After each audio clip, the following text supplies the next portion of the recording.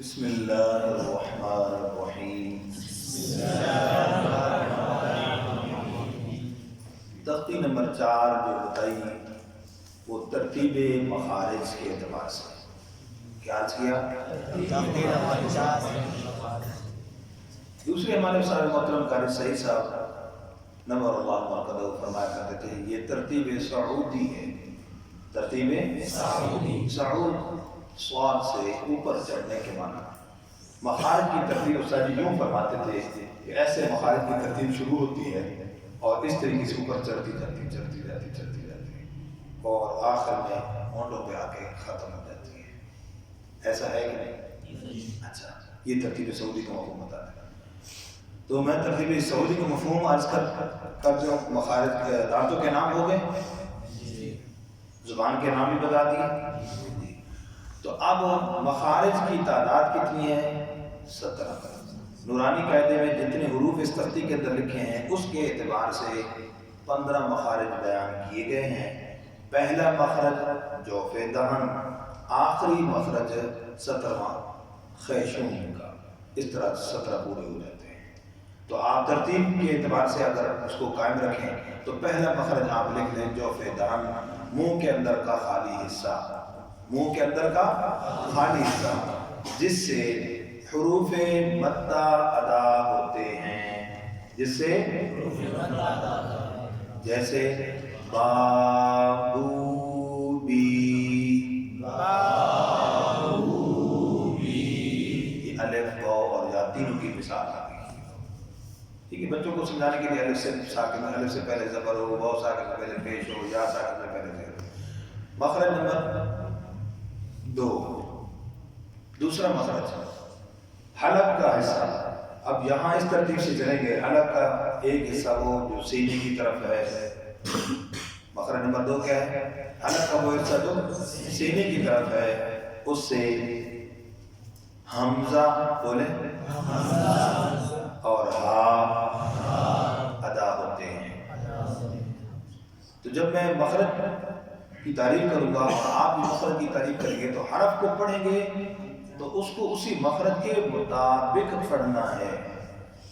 اس میں کمزوری غلطی یہ آ رہی ہے، مخرج کی تعریف صحیح بتا دی، حرف کو غلط پڑھ دیا۔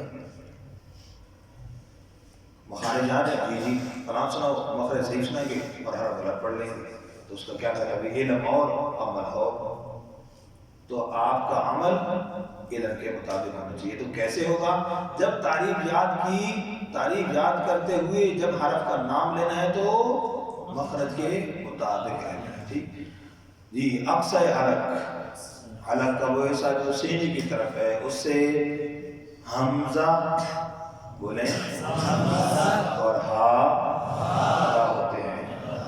نمبر 3 وسط حلق، حلق کے درمیان والے حصے سے، اور جو میں الفاظ نوٹ کروا رہا ہوں یہی لکھنے ہیں، اس کے علاوہ اور الفاظ نہیں استعمال کرنا۔ حلق کے درمیان والے حصے سے عین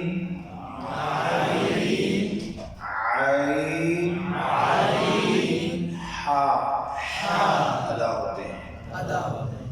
مخرج نمبر 4 ادنی حلق، حلق کا وہ حصہ جو منہ کی طرف ہے، اس سے غئی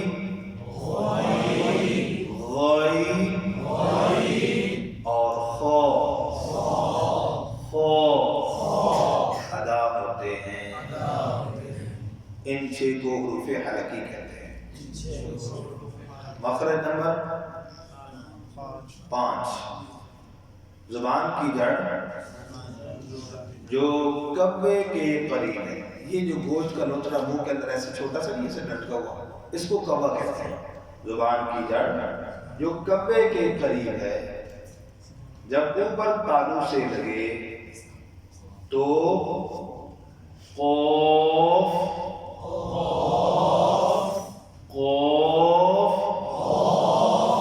ادا ہوتا ہے۔ مخرج نمبر 6 زبان کی جڑ، زبان کی جڑ، اس کو دیکھ رہے ہیں، زبان کی جڑ کوے سے، یہ کیا ہے کوا، کوے سے ذرا نیچے منہ کی طرف ہٹ کر، کوے سے ذرا نیچے منہ کی طرف ہٹ کر جب اوپر تالو سے لگے تو کاف کاف ادا ہوتا ہے، یاد رہ جائے گا۔ آگے کیا ہے جی؟ مخرج نمبر 7۔ بس یہ آج کا سبق کے آخری مخرج بتا رہا ہوں۔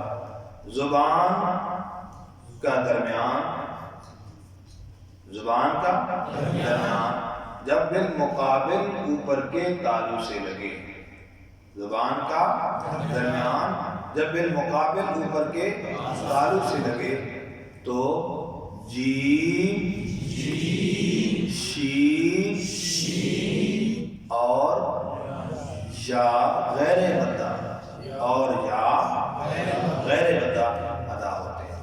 ان تینوں کو حروف شجریہ کہتے ہیں۔ کیا کہتے ہیں جی؟ حروف شجریہ۔ تو یہ کتنے مخارج ہو گئے؟ 7۔ اسی طریقے سے مخرج کو معلوم کرنے کا جو طریقہ ہے وہ بھی کیا ہے؟ حرف کو ساکن کر کے اس سے پہلے حمزہ متحرک لگا کر پڑھتے ہیں، جہاں پر حرف کی آواز ختم ہوتی ہے وہی اس حرف کا مخرج ہوتا ہے۔ باقی انشاءاللہ پھر کل کی نشست ہوگی۔